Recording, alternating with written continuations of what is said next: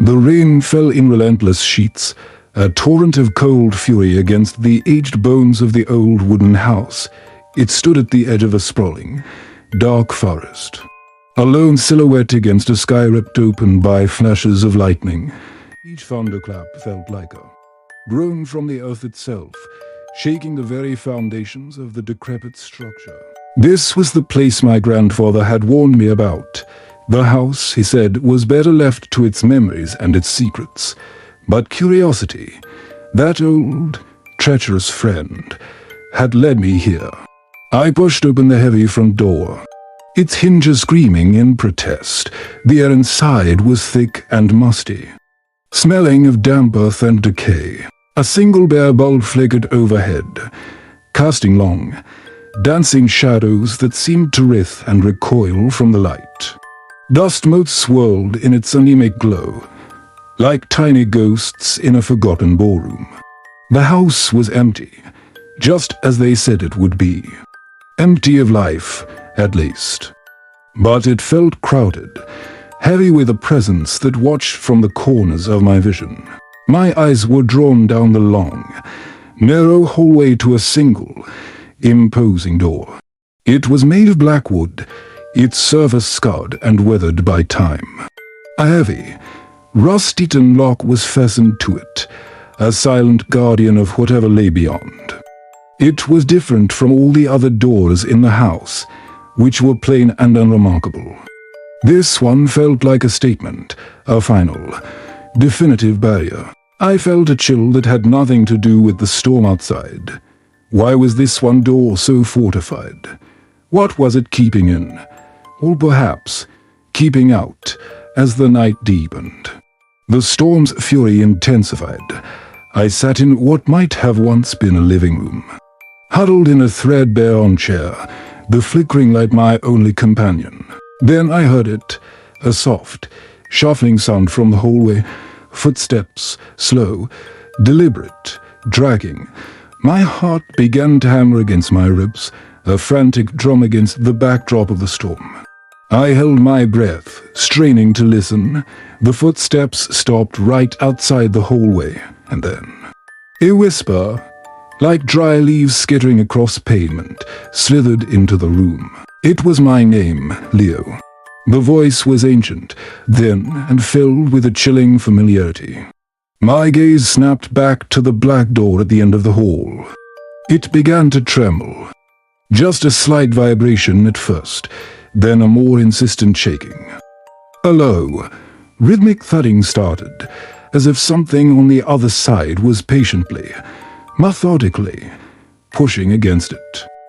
Thump dot thump dot thump. The sound was hypnotic, terrifying. It was the sound of something wanting to get out. My breath hitched in my throat.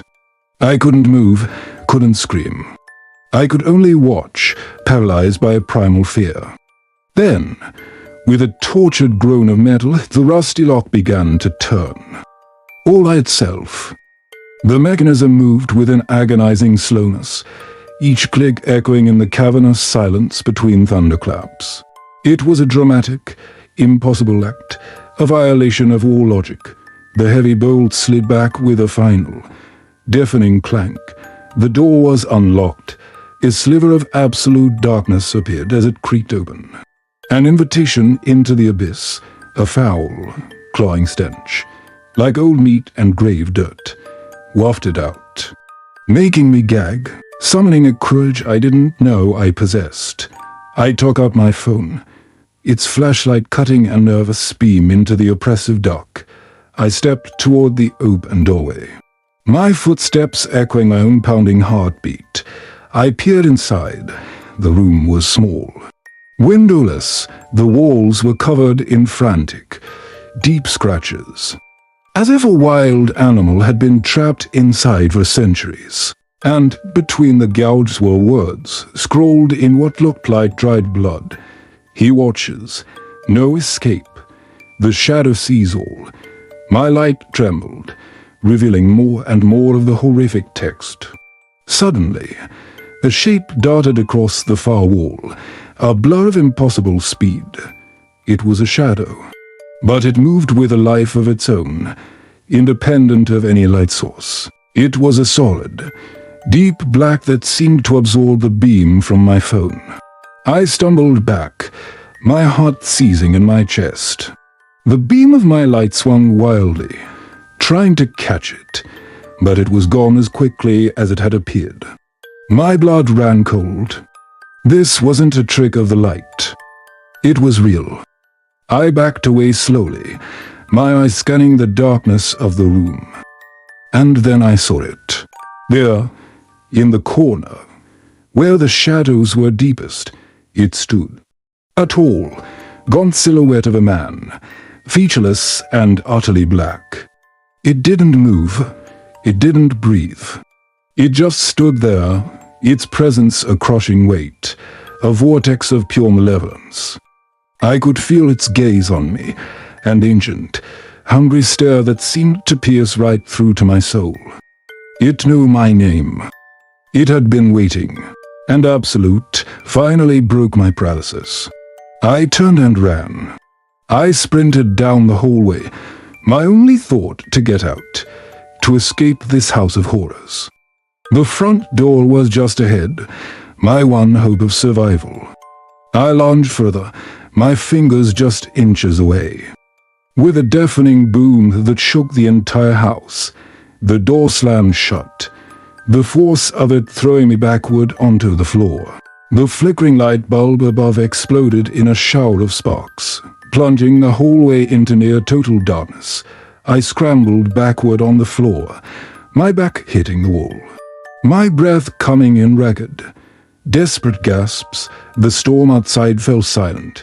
The house fell silent. The only sound was the frantic drumming of my own heart. And then, a new sound. From the end of the hall, from the black door, came the soft, dragging sound of footsteps. They were slow and hurried, getting closer and closer in the suffocating darkness. It was coming for me, and there was nowhere left to run. Thank you for watching the Story Center. If you enjoy this journey into the dark, don't forget to like, subscribe, and hit the notification bell so you never miss a new story. Sleep well.